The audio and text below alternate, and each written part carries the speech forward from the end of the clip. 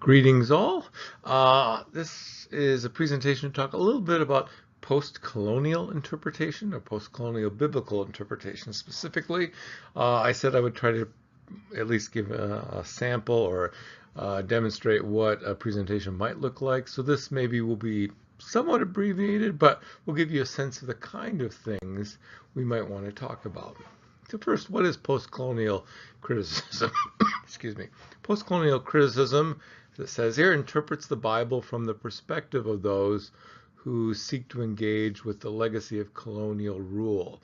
So again, if you think about the history of the world in the last couple of centuries, there were a lot of colonial activity. So British colonialism, Spanish colonialism, French colonialism, and so on. And those colonial efforts shaped history and culture, and this post-colonial biblical interpretation will suggest it shaped even our engagement with religious texts. And so they're seeking to kind of get resources and insight with relationship to that along the way. So we'll see what they have to say.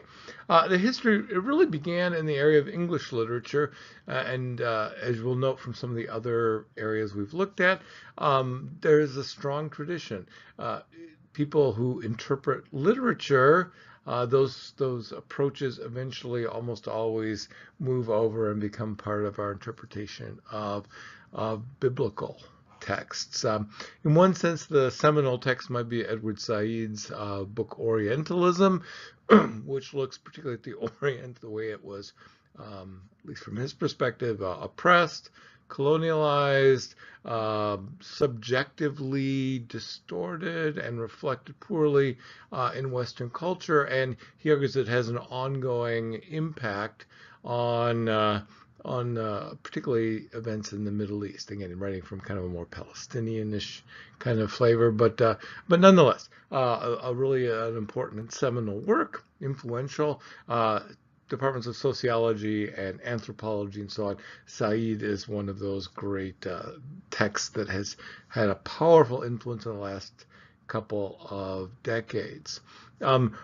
Criticisms of Orientalism, Said's approach would be that it ends up being entirely victim-oriented and victimology kind of oriented. So it basically puts the colonized peoples in a position of just with no agency to a large extent, but that's part of this larger debate, and we'll see elements of this in some of the other interpretive traditions we talk about as well. So what are the goals of post-colonial interpretation, and particularly post-colonial biblical interpretation? Excuse me. Two goals that I'll highlight. First, to analyze European scholarship and colonial cultures. So how Europeans, particularly, remember, biblical scholarship heavily focused in Germany and France and England, all of which had at various levels kind of colonial impositions, cultural impositions on others, as well as thinking about colonial cultures and how those have developed and how those colonial powers imposed and tried to shape and form those cultures. So understanding that, and then to find resistant writings of the colonized, find places where those who were colonized by these colonial powers resisted in various ways, spoke against, wrote against, talked in ways that subverted colonial power. So that's kind of, if you will, the focus of this. So when it gets to biblical post-colonial interpretation, we're going to think about biblical texts and how biblical texts may shape this. Now, this arises mostly, I'd say, in the 1990s. This moves into biblical scholarship. And again, there's a lot of literature. We'll talk about a little bit of it along the way, but this begins to move in and begins to shape this. And there's a reason, a historical reason, that colonialism and Christianity are connected, is because at least for a significant period of the 1700s and 1800s, Christian mission was often conflated with colonial efforts. So To Christianize people was to colonialize them, to make them civilized according to Western categories. You can see this. There's some interesting literature talking about missionary efforts to Hawaii, for example. I remember reading just a journal of this, and the success of their missionary efforts was found in the way people dressed like Westerners and things like that. So there's this history where missionary efforts and colonial efforts kind of overlapped and were not clearly distinguished. And it wasn't until, say, someone like J. Hudson Taylor that we began to see at least some missionaries begin to think about the Christian mission being distinct from westernizing efforts. And so that's part of the background of this post-colonial biblical interpretation. So here are some of the questions that they might ask. So they would ask when they're reading a text, and this would include biblical texts, how does the author portray the empire? As benevolent or oppressive? Remember, the biblical texts are written during periods when Israel is often under empires of various types, often ruled by, if you will, colonizing powers. So Egypt with Moses and the people of Israel in the early days. Later, Babylon, Assyria, Greek, and in the New Testament era, Rome, right? So, and these empires are always engaged with Israel. How are they portrayed? How are these empires viewed? And what about when Israel, under David and Solomon particularly, established kind of a parallel empire or a competing empire? So then they would ask, does this text support the imperial intentions of the empire or oppose these? So, is the good empire a bad empire? Is forming an empire, expanding an empire, empowering an empire a good thing or a bad thing? Where do the loyalties of the author lie? So as you're reading biblical text, does the author support imperial power, or is it more focused on the people who are subjugated and their quest and desire for freedom? How does the author represent the occupied? So again, this would be Israel for much of their history. Are they victims or grateful beneficiaries? And does the author provide space for their resistance? Does he document ways in which they fight against imperial powers? So post-colonialism is kind of, biblical interpretation is trying to kind of focus on these sorts of issues. Now, I will make one quick side note. We'll maybe talk about this in the residency more. There's a parallel set of studies called Empire Studies, which looks at the empire, which has some overlap, but it's a different focus. Empire studies tend to be a little more historical, not focused as much on the resistance and those who are occupied by the empire. So there's some significant differences between these two, but it's worth noting that empire studies are also very important, again, in modern biblical studies. So we'll talk a little bit about that perhaps later. Here's some of the themes that you might see mentioned in post-colonial interpretation. This theme of nationhood. What does it mean to be a nation? What does it mean to be a nation when you're under another nation? What about migrancy and the diaspora? What about having to move from one place to another? What does that do to your sense of peoplehood and national identity?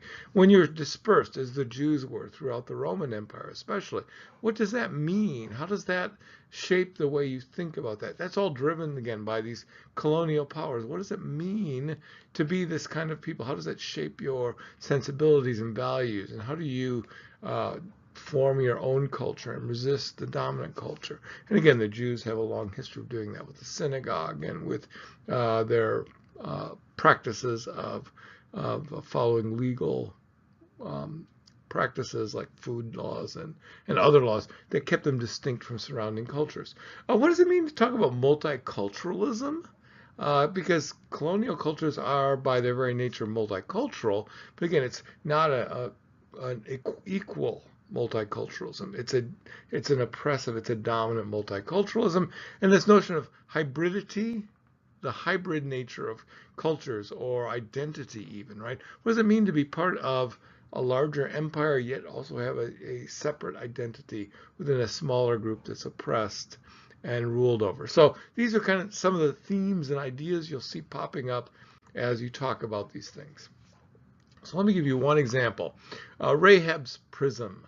So we view things in this mind through the eyes of Rahab. Dubé wrote a book on feminist post-colonial interpretation. So she combines these two themes. So Rahab is a great example. She's a woman, but she's also one who's about to be occupied by Israel, right? So her nation's going to be taken over and really destroyed. So she uses Rahab as a prism. What does it mean to look at this from Rahab's eyes, not just from the eyes of Israel or from the victor's perspective? So Dubé understands both of these things, patriarchy and invasion by a foreign army, as a woman and as one of those Canaanites who will be colonized, as colonizations which Dubé says overlap and intertwine, but are not identical or translatable to one another. So you can see here again the overlap. So feminist post-colonial interpretation. You could have African or Asian post-colonial interpretation where different identities merge with. So there's overlap, but again, the focus here is on that colonization, on that imposition of values and identity that are part of that. So let's go to another text. This is another example. So we'll set aside Rahab. Go to John 4, the woman at the well, right? Jesus is traveling in a foreign country, right? A country that's ruled by the Romans, but again with Jewish stance of superiority against this. So does John 4, these writers would ask, have a clear stance against political imperialism of its time? Does it speak against Rome? Does it speak against Jewish superiority? All those sorts of things. Does the text encourage travel to distant lands? I mean, Jesus is going through a foreign country. And how does it justify itself? What kind of travel is acceptable? Because again, that travel could be a colonizing, an imperial kind of thing, or it could be a more sympathetic, consensual sort of thing. So again, trying to think about those sorts of things. How does this text construct difference? Is there dialogue and liberating interdependence, or is there condemnation and replacement of all that is foreign? So here's where Jesus, right? Look at what Jesus says, the way the Samaritans do things is wrong. We're going back to Moses and so on. So there's some tension in the story for post-colonial interpreters because Samaritans are not allowed to define themselves. It's being imposed. And then the last one, does this text employ gender and divine representations to construct relationships of subordination and domination? So in this case, the woman, Jesus is a man, she's a woman. What does that dynamic do here? Is that a colonizing sort of thing? How about Jesus as he speaks authoritatively for God? Is that domination?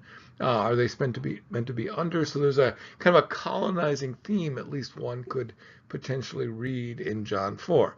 Now again, for those of us who are used to thinking a little more traditional exegetical methods, this seems a little foreign to us, but this again is a different way of reading texts, which leads to quite different conclusions.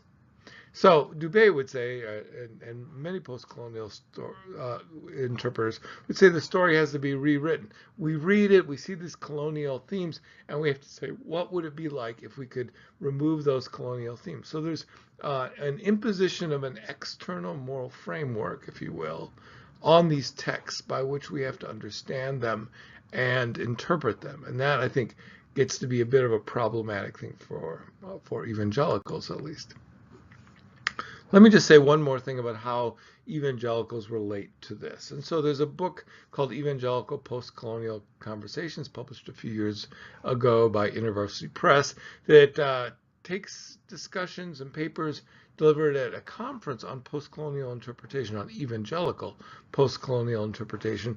The conference, I think Azusa Pacific and Gordon College were two of the sponsors of this, and they had a kind of an international cast of characters who participated in it, and they're trying to think about what it means in this era where postcolonial interpretation is so widespread, what it means to be an evangelical, and how evangelicals ought to read and think about these texts in light of this postcolonial dialogue that's taking place. Again, one of the big concerns raised, and I'll just point this out as potential problem spot, is concern about the language of mission. That the language of mission has often had this colonial flavor. So one of the things they discuss at length in this book, again, some are more appreciative, some are more critical. So there's a variety of perspectives here. But it's interesting that one of the big hot spots is, what do we do with this idea of mission given its historic links to colonial kind of activities. So again, given that there's a lot of mission talk and being missional and all that in the evangelical world, they want to put a little slowdown on that and rethink, how do we talk about serving others in light of this history? So again, there's a lot of other things that are talked about there that I wish we had time to cover, but again, I'm at my 15 minutes, just over 15 minutes, so I'm going to wrap it up here and just say this is one of those areas, parallel, again, to some extent to a couple of the other approaches we'll be looking at, where we see a distinctive way of interpreting texts and reading texts that results in strikingly different conclusions about texts. And so we have to kind of think about how to evaluate these and what, if any, tools within these approaches are useful for us. And again, I think there may be some elements that are useful. Again, thinking about the way power and empire and colonialism have shaped history is something we often don't do. So that's useful, but it does seem to me that often this conversation ends up subverting what Scripture itself seems to be trying to say about God. God is able to set the terms of what nations and people should be like. So is God a colonialist? I don't think so. He's God. And so we have to be aware of potential excesses as well. So anyway, there's a few thoughts on this. Hope you enjoy. Hope this maybe gives you at least a few thoughts about what to do for your presentation. Bye-bye.